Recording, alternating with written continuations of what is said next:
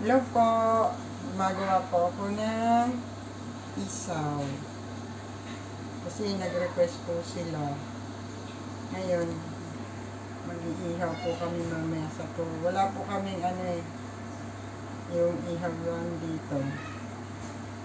Ihaw ko lang po ito sa turbo. Isaw ng manok.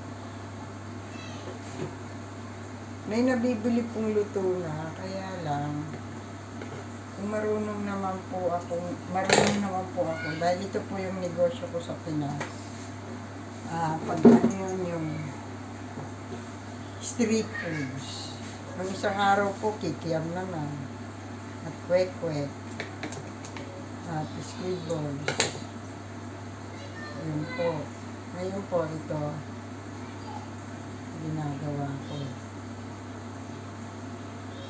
Hindi ko pa rin po nakakalimutan.